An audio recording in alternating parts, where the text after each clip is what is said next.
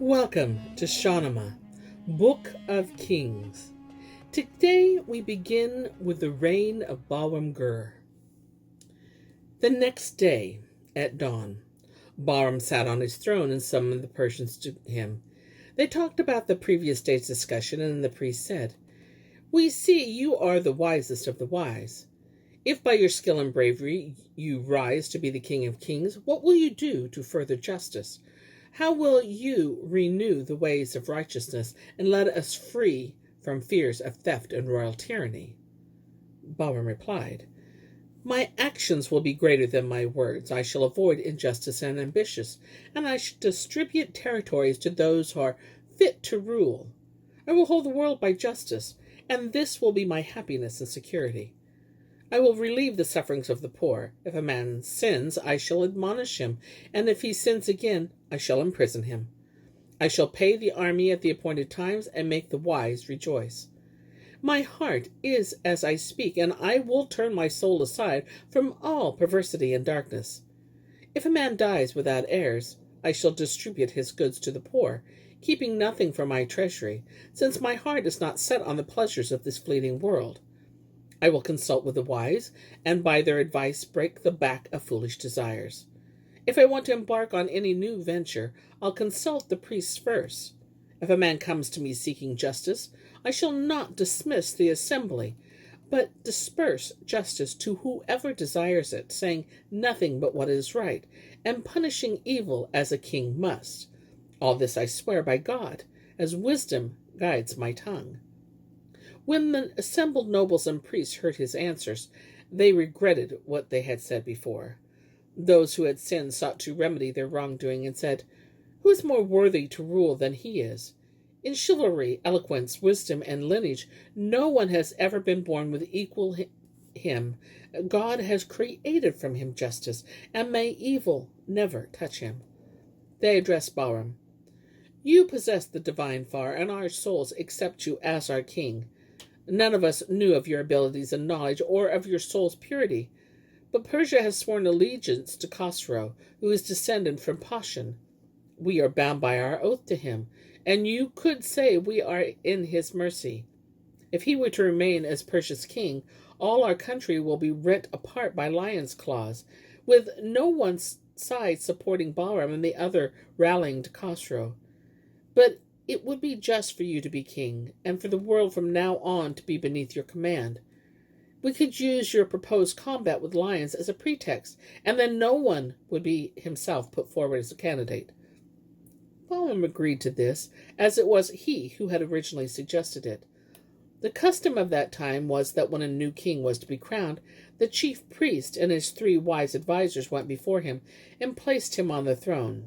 They called down blessings on the crown, which was placed on his head, and the name of the Khayanid kings. And then the chief priest, he placed his cheeks in joy against the king's chest.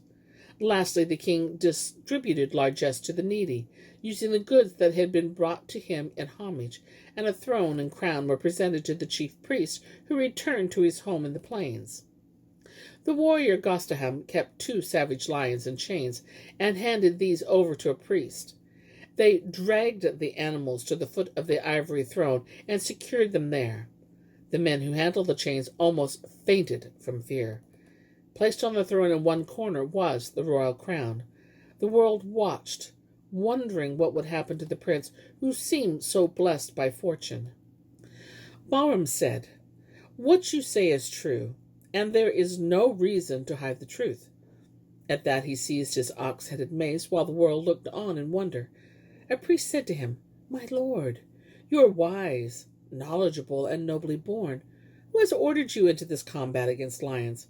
What more can you desire than the crown?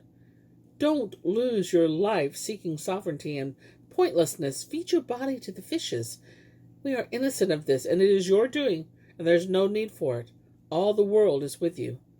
Bahram replied, "You're a seeker of religious truth, and you and everyone else are innocent in this affair. I will face these lions in combat, and it is I who desire to fight against them." The priest said, "Before you go further in this, cleanse your soul of sin before God." Bahram did as he advised, repenting of his sins and purifying his heart. Then he strode forward with his mace. As soon as they saw him, the lions were eager to attack, and one of them broke free of his chains and bounded towards the prince, who struck him on the head with his mace, so that the light faded from the animal's eyes. Then he turned to the other one and struck him too a mighty blow on the head, so that the blood flowed down from his eyes into his chest.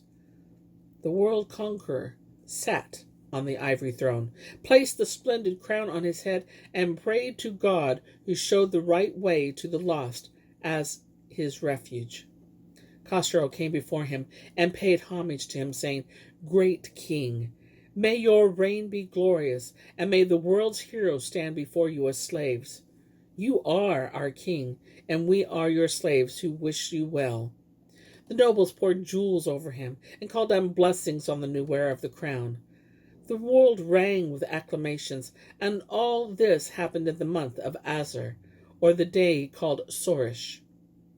When Bahram became king, he rewarded Mansur and Noman with splendid gifts, and at Mansur's intercession forgave those who had opposed his becoming king.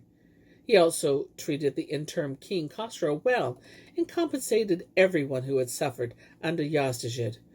He made his own younger brother Nursi the commander of his armies. Then he declared a tax amnesty and burned the tax records, an act which caused rejoicing throughout the country. Once Bahram was established in his reign, grief fled, and pleasure flourished once again. Horses were his delight, and he would play at polo or go hunting every day.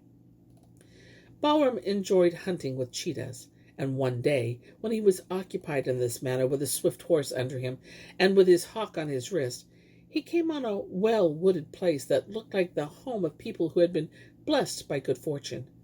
The green pastures and foliage were like paradise, but Bahram could see neither men nor flocks there. He said, "There must be lions around. This is somewhere for brave men to show their mettle." He readied his bow, and as he did so, a male lion appeared and gave a mighty roar. The king's arrow pierced its side and entered its heart. Seeing this, the female lion's heart was wrung, and she roared and sprang at Bahram, so that her claws scored his body. He struck at her with his sword, and the valiant beast sank back, defeated. An old man emerged from the trees and spoke sweetly to Bahram. His name was Murbanded, and he was overjoyed at the king's sword stroke. He was a farmer, a God-fearing man, and the wooded area was his home. He came forward and congratulated the king and bowed before him. He said, "My lord, may heaven favor you, and make you prosperous in all you do. My noble lord, I farm these fields. I own the land here, both the waste tracts and the sown, as well as donkeys, cows, and flocks of sheep. These lions' attacks have made me curse and weep, but now, through you, I'm free of them. God sent your strength and prowess as their punishment. Stay with me for a while, and when you dine, I'll set before you honey, milk, and wine. I've plenty of good lamb, and there's a glade whose trees will give us fruit and ample shade." Bahram dismounted and saw that the green landscape, filled with streams, was a delightful place for a young man to spend time. Murbanded went to a nearby village and returned with the village elders and a group of musicians. He slaughtered a number of plump sheep and came to Bahram with a golden goblet in his hands. After their meal, cups were placed before them, surrounded by roses and wild saffron flowers. When Murbanded had grown tipsy with the wine, he said to Bahram, "You're a fine, fortunate fighter, and you should know that you look just like the king and deserve a golden throne and all its pomp and ceremony."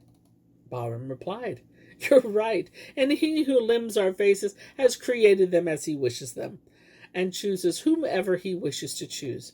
If I look just like a king, I bestow on you as a gift all the area here, and the forest and the surrounding land." Then he mounted his horse and rode back to his beautiful palace, quite drunk, and slept that night in his orchard.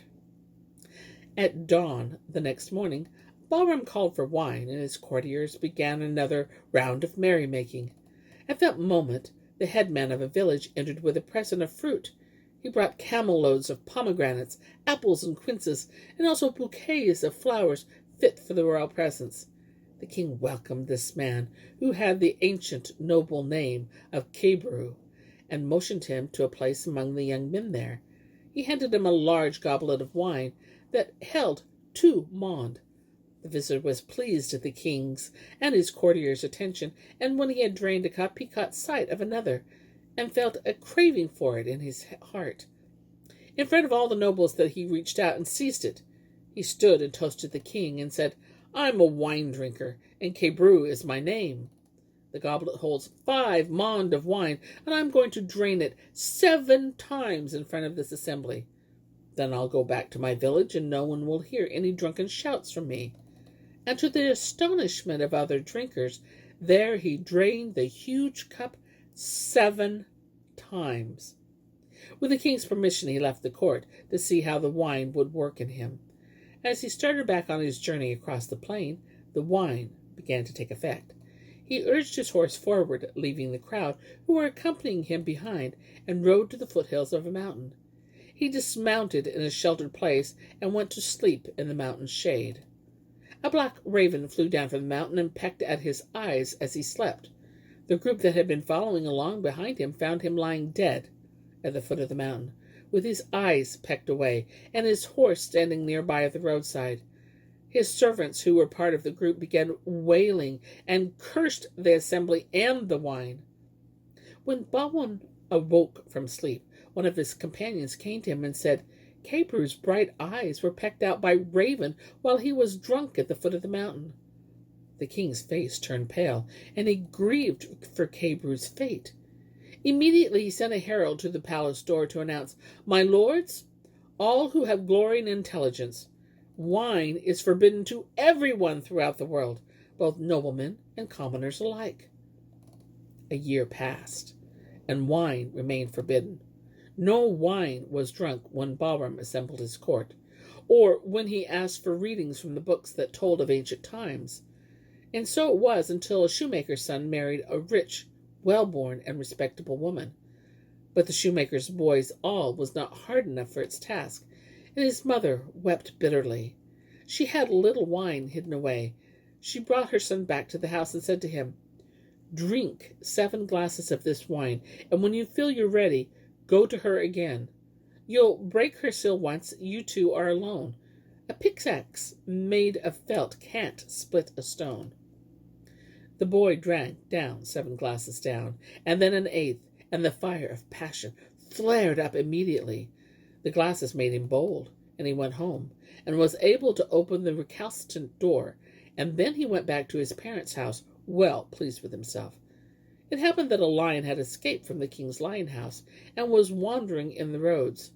The cobbler's son was so drunk that he couldn't distinguish one thing properly from another. He ran out and sat himself on the roaring lion's back, and hung on by grasping hold of the animal's ears.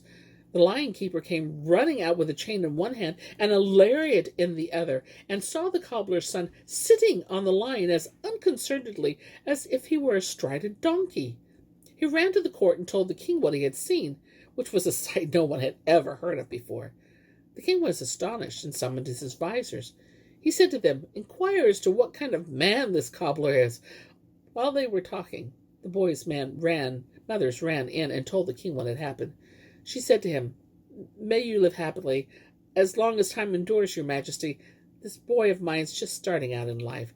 He found himself a satisfactory wife, but when the time came, well, his implement was just too soft, and he was impotent. So then I gave the boy, but privately, to make him a father of a family, 3 glasses of good wine. At once his face shone with a splendid ruby's radiant grace. The floppy felt stirred, lifted up its head, and turned into a strong hard-boned instead. 3 draughts of wine gave him his strength and glory." Who would have thought the king would hear the story? The king laughed at the old woman's word and said, "The story is not one to hide." He turned to his chief priest and said, "From now on, wine is allowed again. When a man drinks, he must choose to drink enough so that he can stay astride a lion without the lion trampling him. but not so much that when he leaves the king's presence, a raven will peck his eyes out. Immediately, a herald announced at the palace door, "My lords, who wears belts made of gold? A man may drink wine as long as he looks to how the matter will end, and is aware of his own capacity. When wine leads you to pleasure, see that it does not leave your body weak and incapable." Well, here's where I end my tale for today. But I'll be back tomorrow with more tales. Many more tales. Until then, my friends.